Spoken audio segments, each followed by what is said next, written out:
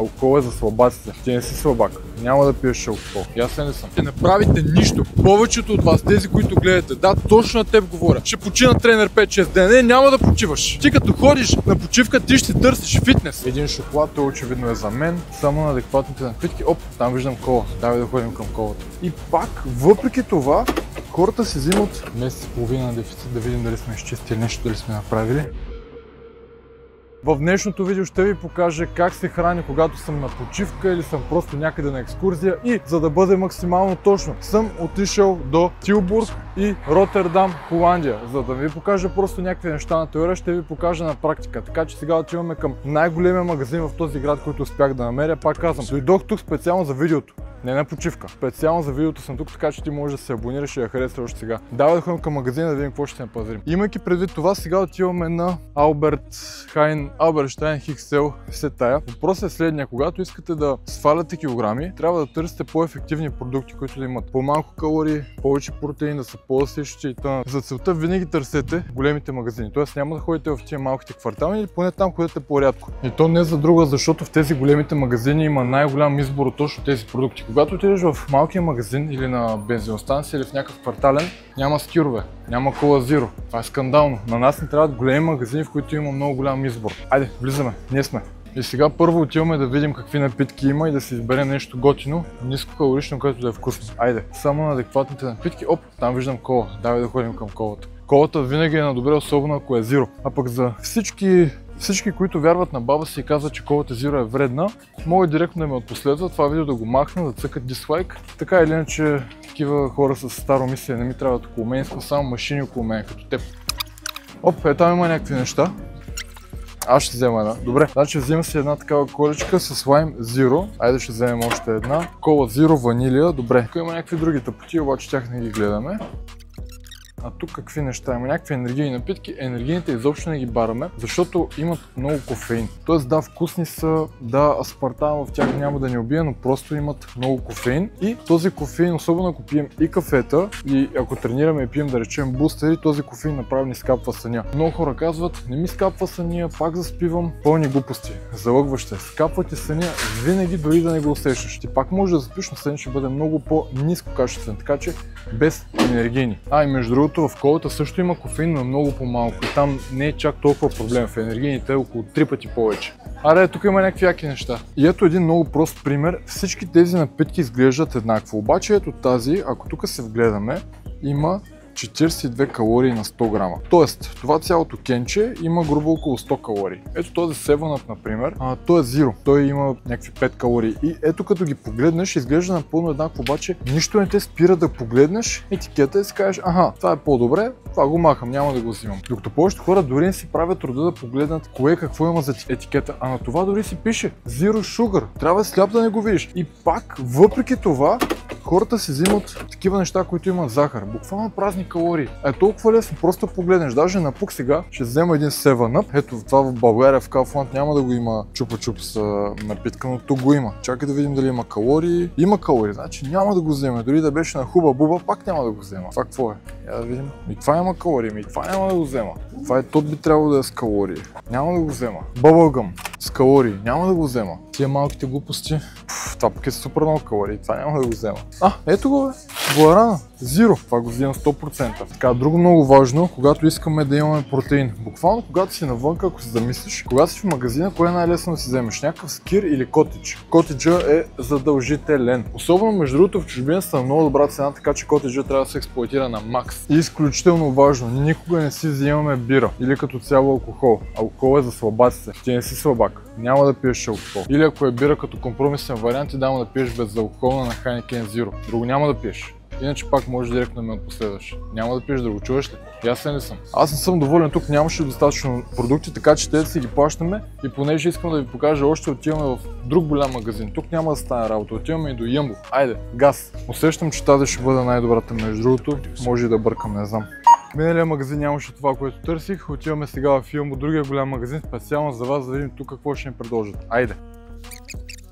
Така, взехме сега малко гъби и се отправяме директно към ябълките. Искам да си харесам едни трички, хубави ябълки, даже така ще си ги наредя. И много хора сега бих се питали: Алекс, защо да отида на почивка някъде и да ходя по супермаркети да си купувам храна, нали искам да пробвам тамошната храна. Именно, затова ще си купиш от тук добра, нискокалорична храна, за да може после, когато излезеш вечерта, да кажем си навънка на бар или на ресторант, да имаш повече свободни калории. Затова го правим по този начин, не за друго. Така, другото, което ще вземем е едно крема сирене лайт, понеже вкъщи имаме хляб, а това крема сирене е буквално на една филийка 10 калории. Нищо не. Няма как да се разминем само с него, разбира се. Ще вземем и котич. Даже мисля да вземем повече котич, понеже котич е супер вкусен, брутални калории. 4 или взема още. Айде 4. Така, другото, което ще взема са тези консерви с боб, защото боба сам по себе си, когато е сготвен, този има 106 калории на 100 грама, което не е малко по принцип, но е супер вкусен и има фибри, има и протеин, което го прави много добър източник, особено ако се правиш с котич, с домати, с красавици, салата и салата ти е по-постна. Боба добавя доста така приятен вкус. Взимаме го и него. Количката вече заприличва на нещо, което е супер. Айде да продължаваме. И сега пак се озоваваме при напитките, понеже вървейки до този магазин изпихме другите коли. Те бяха буквално 5 кенчета. Да видим сега дали ще намерим нещо по-интересно. Тук виждам някаква кола с лимон. Тази не е слайма, е с лимон. Едно студено чайче, пак зиро, разбира се, 0 калории и продължаваме напред. Искам да ви покажа, ето тези сладоледчета, между другото са много готини, много хора мислят, че са пълни с захар, обаче са напълно окей, защото едно такова сладоледче има буквално 49 калории. Дори да изядеш 5 такива, това са 250 калории, не е толкова много. И една друга грешка, която буквално всеки прави, когато ходи на почивка или на екскурзия. Винаги мислим как да приемем по-малко калории, обаче мислим ли как да горим повече калории, т.е. как да правим повече крачки. Ето в момента правя точно това и даже вървя, съм доста нависоко. Искам да направя един доста готин кадър, макар да е малко опасно да тук да изпусна телефон и всичко да отиде по дяволите. Като се качим нагоре, мисля даже да ви се накарам точно на тази тема. Сега се качваме и ви почвам. Мале, тук си е високо, обаче няма да лъжа, наистина е високо. Ме е страх от високо, ама нищо. Айде, газ нагоре. И всъщност това, за което искам да ви се караме, че не правите нищо. Повечето от вас, тези, които гледате, да, точно на теб говоря. Повечето българи само се оплакваме, не правим нищо, искаме да има някаква промяна, обаче ние самите не правим нищо и стоим вкъщи и ходим по протести. Добре, като отидеш на протест, какво правиш?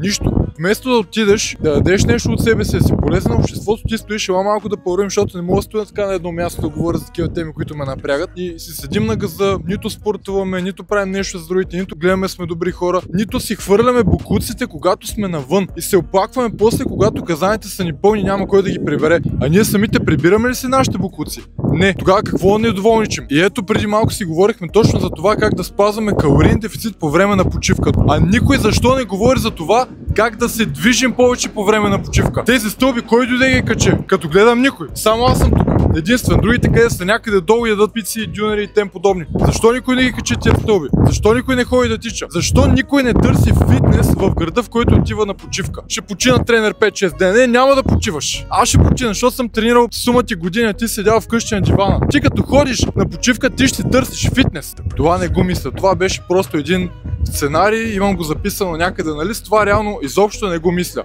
И сега, след като направих едно голямо и стабилно хранене, се отправям директно към залата в този град. Дали ще ми даде да потренирам и да поснимам вътре малко. И ще ви покажа точно как тренирам за буквално отрицателно кратко време. Дай да го видим този Basic Fit, какво ще предложи. За момента изглежда добре, но да видим вътре дали има нещо, дали има тежести изобщо за българските зърове. И така, влезахме в залата, дай сега да опитаме да направим една тренировка. Първо почваме винаги с загрявка. Действаме, айде. И първо правя на гребния тренажор 2-3 минути, колкото да вдигна телесната температура. След това правя малко разгрявка на всяка отделна става по-отделно, като тук моделям повече от 2-3 минути макс. Цялата загрявка я правя за не повече от 4-5 минути и действам директно с тренировката. Така и фитнесът като цяло не е никак лошо. Аз си харесах с какво започна. Първо лежанка с дъмбели и гребане. Слагам най-много, което имам в машините, да видим какво ще направя. Айде! И както винаги тук фокусът ми е върху разтягането. Затова гледам да пускам доста дълбоко. Тежестта не е толкова висока, гледам да пускам дълбоко и да разтягам. Като ето накрая дори правя и половинки. Добре, една бърза 15-ка, връщаме ги и отиваме към гребането. Сега на другата машинка, която си харесах гребането, доста добра машинка. Директно слагаме килограмите за мен и да видим, ако изпълня една петица, ще бъде много добре. Добре, айде на макс килограмите. И тук отново фокусът е върху разтягането, особено когато имам опора на гърдите, знам, че мога да се изгърбя един вид и да пусна на макс. Ето. Така, до тук натиснахме гърдите и гърба. Продължаваме към краката. Лек преса, изгъване задно бедро. Айде. Като тук гледам винаги да се наместя лекичко напред, за да може още повече да разтегна задното бедро. Колкото по-наведени на пресото им, толкова повече се опъва и по-ефективно се тренира. Като ето как бутам на макс.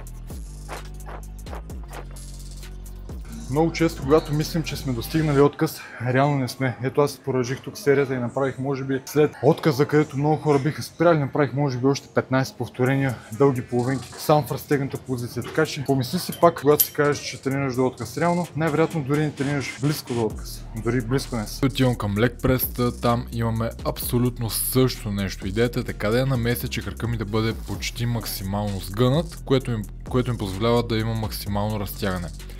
Ето тук избутвам силно и вече пускам бавно и гледам да разтяга на всяко едно повторение. Тук завършвам с малко половинки в разтегната позиция. Ето това си е вече серийка до отказ. Приключихме с гърди, гръб, предно, задно бедро. Сега мисля да натегна ръцете, като за трицепс ще направя едно упражнение, 2 работни серии и една дроп серия. А за бицепс обмислям да бъде само едно упражнение, една работна серия и 2 дроп серии. И това да бъде за ръцете. Така трицепсът ще бъде на кабел и ще се надведа да може ръката да ми дойде над глава. Сега идваме ето тук да видим дали мога да ги смъкна тия килограми. Браво, успях. Добре, действаме. Като както знаем, трицепсът има 3 глави, като дългата глава е най-голяма. Дългата глава се тренира най-добре, когато ръката е над главата и като цяло, когато ръката е вдигната напред. И точно поради тази причина така се навеждам. След което минаваме към бицепсите и тук пак бутам до отказ, защото правя само една серия, след което стигам до отказ, пускам тежките дъмбели, взимам по-леките и продължавам да помпя, като тук буквално направих, докато ръцете не ми отказаха на макс. Така и сега смачкахме ръцете, макар че в момента много не се личи. После ще направим един ползинг и в момента предстои да смачкаме прасеца, ето тези лоши момчета и раменете. Както знаете, винаги правим средно равно, така че действаме. Така, тук пак наблягаме на разтягането. И при прасеца не е нищо различно. Отново тук гледам да пусна отдолу, да го разтегна максимално и да изправя само до средата, защото горната част на движението не е важна. Моят фокус е единствено да пусна колкото може по-надолу, да задържа там, за да може да разтегна и ето тук правя 2 дроп серийки от... Добре, прасеца е гръмнат, още една серийка за рамото и после сме готови. После най-важната част тренировката, всъщност снимки. Следва да захапим ето тази готина машина за рамо, за да може рамото ми да не е така клощево, реално да има нещо. И машината като цяло ми изглежда не много тежка, така ще съм сложил може би 80% от макса, да видим как ще бъдат. Силно се надявам да са ми леки и да се наложи да сложа макса. Айде, нагласваме ръце, крака. О, не, слагаме макса. Определено слагам макса на тази машина, много е лека. За едни 10 повторения. Втори опит на тази машинка. И да, сложих макса, не направих повторение колкото очаквах, но пак смятам, че е окей. Имайки преди, че това са доста килограми, направих една серия. Това си натежа вече. Мисля се за много яка, ама не съм. Това си беше чисто за его и нищо повече, но поне беше интересно. Така и с тренировката сме готови. Дай сега да видим как е физиката. Вече съм месец и половина на дефицит, да видим дали сме изчистили нещо, дали сме направили. Ай така да видим и краката. Иначе добре се изпомпах като цяло. Не знам в момента дали изобщо нещо се вижда. Ето така. Определено има някакъв напредък. Горната част започва да приличва на нещо. Добре, нека видим и в група какво е положението.